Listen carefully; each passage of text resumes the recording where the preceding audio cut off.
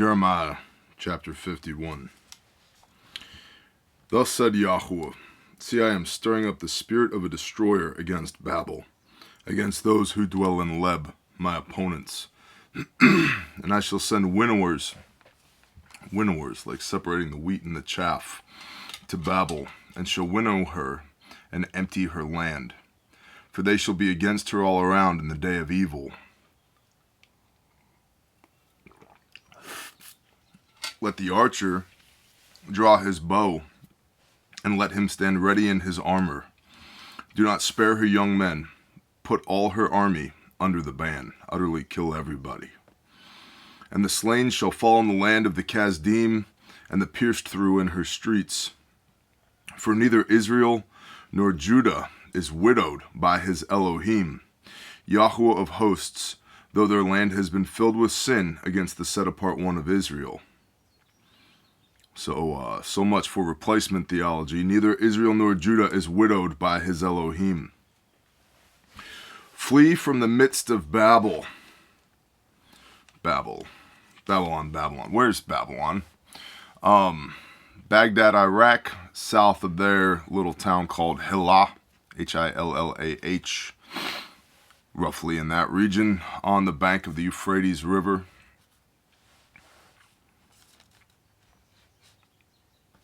Which matters in end times prophecy, because Babylon, all the nations of the earth have whored with her kings.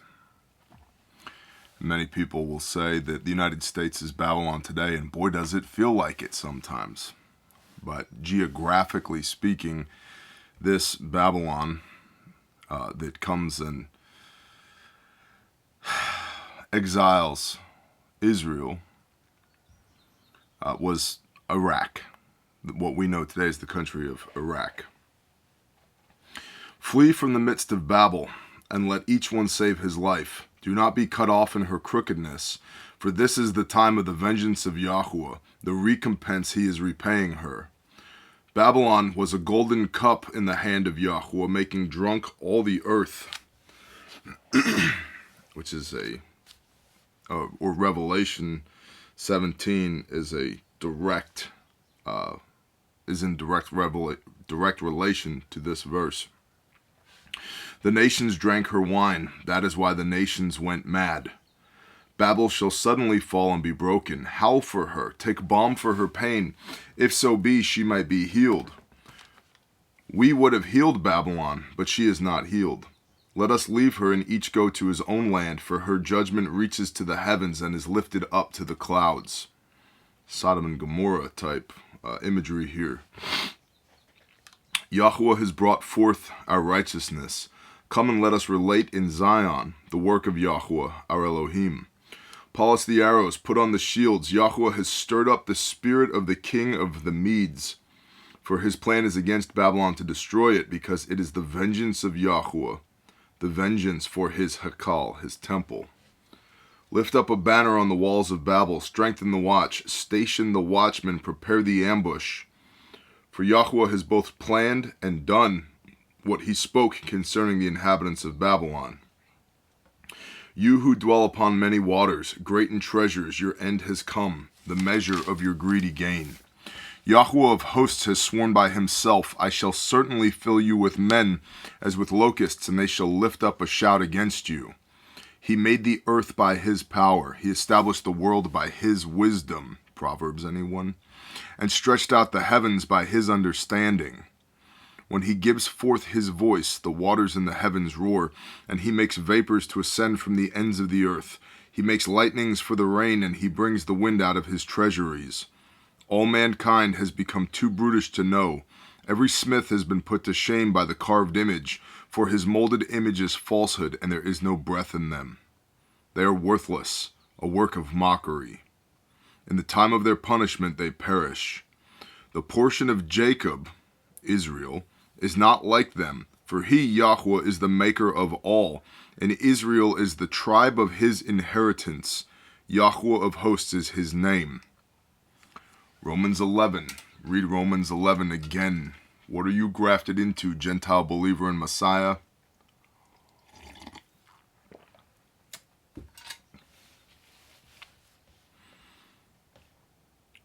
Yeshua was the Word made flesh, is the Word made flesh. What is the Word? It's the Torah.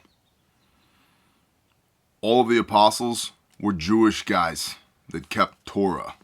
For the first at least 200 years, Christianity was a messianic sect of Judaism. Yeshua never sinned. What is sin? Transgressing the Torah. 1 John 3 verse 4. Sin is lawlessness, and all who do sin do lawlessness. What's the law? The Torah. Who were the Father's chosen people? Israel. Genesis 32. Israel means he who is striving with Elohim, he who is overcome with Elohim, and he who is ruling with Elohim. The portion of Jacob is not like them, for he, Yahweh, is the maker of all, and Israel is the tribe of his inheritance. Yahweh of hosts is his name.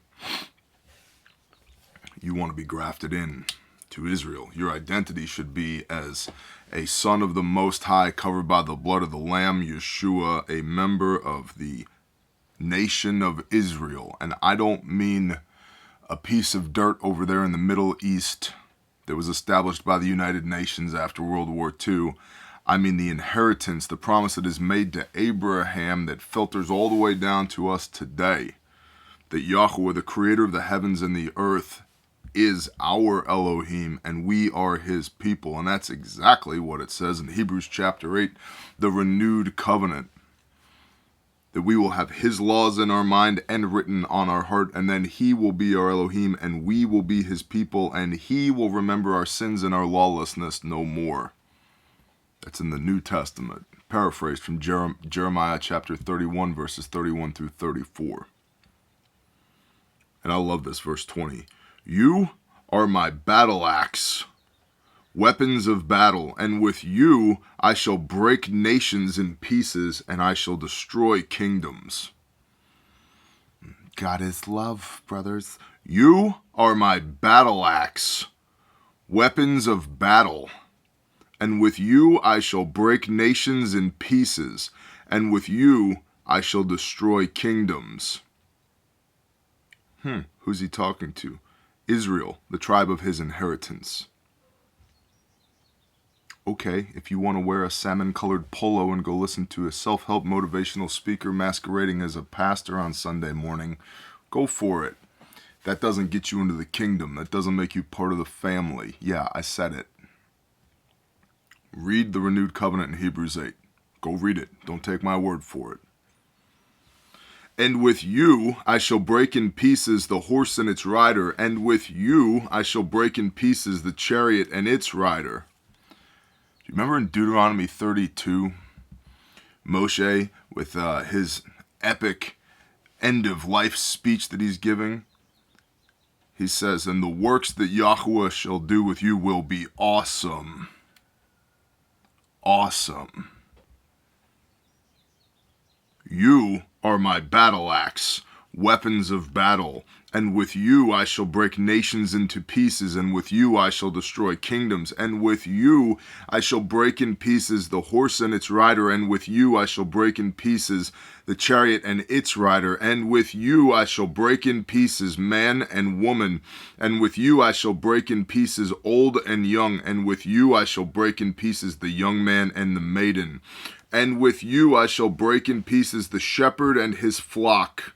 And with you I shall break in pieces the farmer and his yoke of oxen. And with you I shall break in pieces governors and rulers. And I, Yahweh, shall repay Babylon and all the inhabitants of Chaldea for all the evil they have done in Zion before your eyes, declares Yahweh. See, I am against you, O destroying mountain, who destroys all the earth, declares Yahweh, and I shall stretch out my hand, Yod, against you, and I shall roll you down from the rocks and make you a burnt mountain. And they shall not take from you a stone for a corner, nor a stone for a foundation, but you shall be a waste forever, declares Yahweh. Lift up a banner in the land, blow a shofar among the nations, prepare the nations against her, call the kingdoms together against her, Ararat, Minni, and the Ashkenaz, appoint a commander against her, bring up horses like hairy locusts. Separate the nations against her, with the kings of the Medes, its governors, and all of its rulers, and all the land of his rule, so that the land shakes and writhes in pain. For every plan of Yahweh shall be established against Babylon, to make the land of Babel a ruin without inhabitant. The mighty men of Babel have ceased to fight. They remain in their strongholds. Their might has failed. They became like women. They have burned her dwelling places. The bars of her gates have been broken. One runner meets to another, and one reporter to meet another, to report to the king of Babel that his city is taken on all sides. All the fords have been captured, and they've been burned with the reeds of fire, and the soldiers are startled. For thus said Yahweh of hosts, the Elohim of Israel, the daughter of Babel is like a threshing floor, separating the wheat from the chaff. At the time that it is trodden, yet a little while, and the time of her harvest shall come. Revelation 19 imagery here. Nebuchadnezzar, the king of Babel, has devoured us. He has crushed us. He has made us like an empty vessel. He has swallowed us up like a monster. He has filled his stomach with my delicacies. He has driven us away. Let the violence done to me in my flesh be upon Babel, says the inhabitant of Zion, and let my blood be upon the inhabitants of Chaldea, says Jerusalem. Therefore thus says Yahweh, see, I am pleading your case, and I shall take vengeance for you, and dry up her sea, and make her fountain dry. And Babylon shall become a heap, a habitation of jackals, an astonishment and a hissing without inhabitant. Together they roar like lions, they shall growl like lions' cubs. In their heat I prepare their feasts, and I shall make them drunk, so that they rejoice and sleep a never-ending sleep, and not awake. Eternal death, declares Yahweh. I shall bring them down like lambs to the slaughter, like rams with male goats. Oh, how Sheshach has been captured, the praise of all the earth has been seized, how Babel has become a ruin among the nations. The sea has risen over Babel, she has been covered with the roaring of its waves. Her cities have become a ruin, a dry land and a desert, a land where no one dwells, neither does Son of Man pass by it. And I shall punish Bel, the false god in Babel, and I shall make him spew out what he swallowed, and nations shall no longer stream to him. Even the wall of Babylon shall fall. Come out of her midst, my people, and let everyone deliver his being from the burning displeasure of Yahweh. Ooh, where have we heard that before? Revelation 18 verse 4, come out of her, my people, lest you partake of her sins and receive of her plagues. Come out of her midst, my people, and let everyone deliver his being, his soul, from the burning displeasure of Yahweh. And lest your heart grow faint, and you fear and report, and you fear the report heard in the land, for a report shall come in 1 year, and after that in another year a report shall come, and violence in the land, ruler against ruler. Therefore see, the days are coming that I shall bring punishment on the carved images of Babel, and all her land shall be put to shame, and all her slain fall in her midst. And the heavens and the earth, and all that is in them shall shout for joy over Babel, for the ravagers shall come to her from the north, declares Yahweh. As Babel is to fall for the slain of Israel, so for Babel the slain of all the earth shall fall. You who have escaped the sword, go away, do not stand still. Remember Yahweh from afar, and let Jerusalem come to your heart. We are ashamed because we have heard reproach. Shame has covered our faces, for strangers have come into the set-apart place of the house of Yahweh. Therefore, see, the days are coming, declares Yahweh, that I shall bring punishment on her carved images, while the wounded groan throughout all her land. It's interesting how Yah feels about carved images, isn't it? Though Babel should mount up to the heavens, and though she should make the height of her strength inaccessible, ravagers shall come to her from me, declares Yahweh. Listen, a cry from Babel and great destruction from the land of the Kasdim, because Yahweh is ravaging Babylon, and shall silence her loud voice, and her waves shall roar like great waters, and the noise of her voice shall resound, because the ravager shall come against her, against Babel, and her mighty men shall be captured. Every one of their bows shall be broken, for Yahweh is the Elohim of recompense, he shall certainly repay. And I shall make her rulers drunk, and her wise men, her governors, and her deputies, and her mighty men. And they shall sleep a lasting sleep, and not awake, declares the King, whose name is Yahweh of hosts. Thus said Yahweh of hosts, the broad walls of Babylon are completely demolished. Her high gates are burned with fire, and people labor in vain, and the nations weary themselves for fire. The word that Jeremiah the prophet commanded Seraiah son of Neriah, son of Mahaseiah, when he went to Sidkiyahu, the king of Judah, to Babel in the 4th year of his reign. And Seraiah was a quartermaster.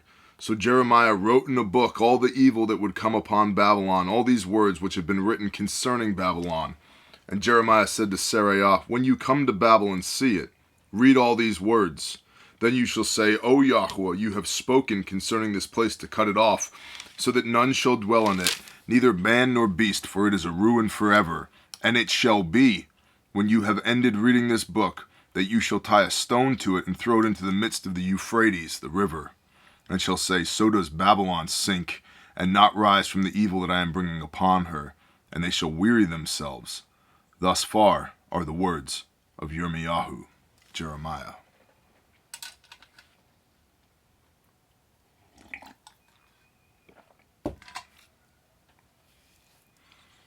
(52) Sidkiyahu was 21 years old when he began to reign, and he reigned 11 years in Jerusalem, and his mother's name was Hamutal, the daughter of Yirmiyahu of Libnah. And he did evil in the eyes of Yahweh, according to all that Jehoiakim had done. For through the displeasure of Yahweh, this came to be against Jerusalem and against Judah, until Yahweh had cast them out from his presence, and Sidkiyahu rebelled against the king of Babylon. And it came to be in the 9th year of his reign, in the 10th new moon, on the 10th of the new moon, that Nebuchadnezzar the king of Babylon and all his army came against Jerusalem and encamped against it, and they built a siege wall against it all around. You can read 2 Kings 24 forward for more detail on what Jeremiah describes here in 52. And the city was under siege until the 11th year of King Sidkiyahu. On the 9th of the 4th new moon, the scarcity of food was so severe in the city that there was no food for the people of the land. Then the city wall was breached, and all the men of battle fled and went out of the city at night by way of the gate between the two walls, which was by the king's garden, while the Kasdim were near the city all around, and they went by the way of the desert plain. But the army of the Kasdim, the Babylonians, pursued the king, and they overtook Sidkiyahu in the desert plains of Jericho, and his entire army was scattered from him. Then they captured the king and brought him up to the king of Babylon at Riblah in the land of Hamath, and he pronounced judgments on him.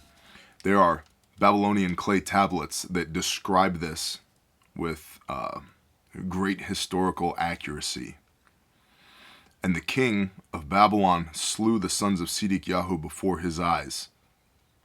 The king of Babylon killed Sidkiyahu's sons. There's like 70 of them in front of him.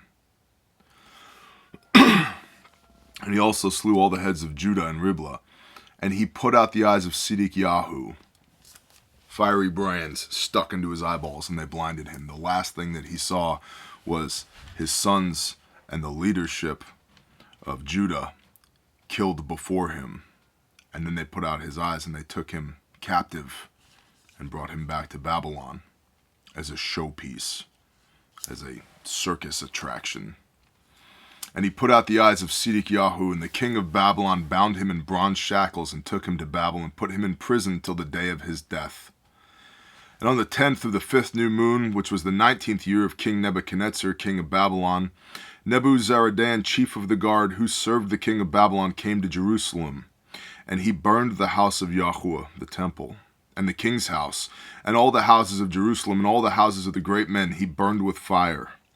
And all the army of the Kasdim who were with the chief of the guard broke down the walls of Jerusalem all around.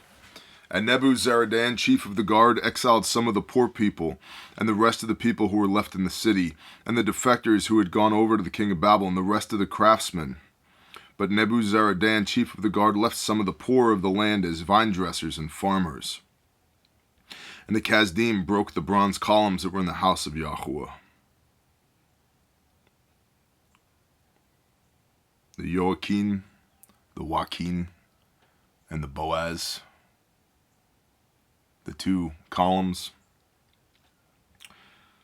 and the stands, and the bronze sea that were in the house of Yahweh, and brought all their bronze to Babylon, They also took away the pots and the shovels and the snuffers and the bowls and the ladles and all the bronze utensils with which they served, and the basins and the fire holders and the bowls and the pots and the lampstands and the ladles and the cups, whatever was of solid gold and whatever was of solid silver, the chief of the guard took.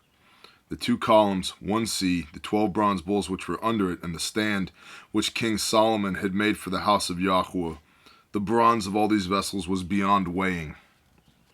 As for the columns, the height of 1 column was 18 cubits, and its circumference was 12 cubits, and its thickness was 4 fingers, a span, hollow.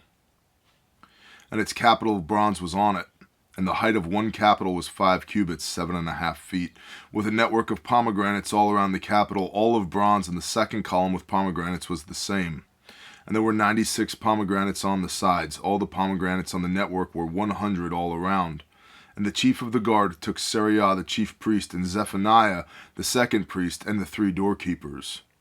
And from the city he took 1 eunuch who was in charge of the men of battle, and 7 men who saw the king's face, who were found in the city, and the scribe of the commander of the army who mustered the people of the land, and 60 men of the people of the land who were found in the city.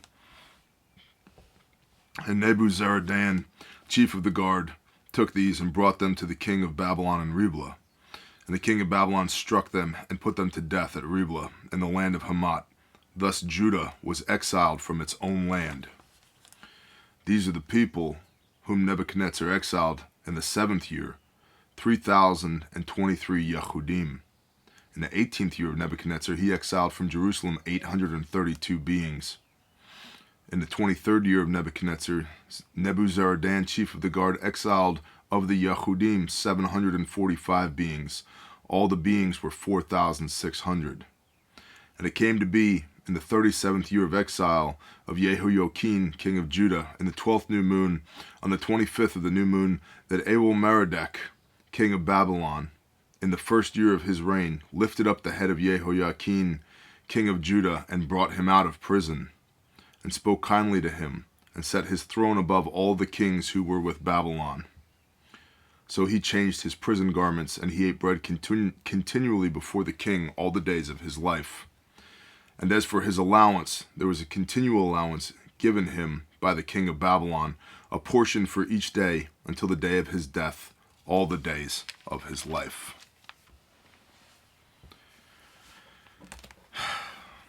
And that is the book of Jeremiah. Praise Yah. Shalom.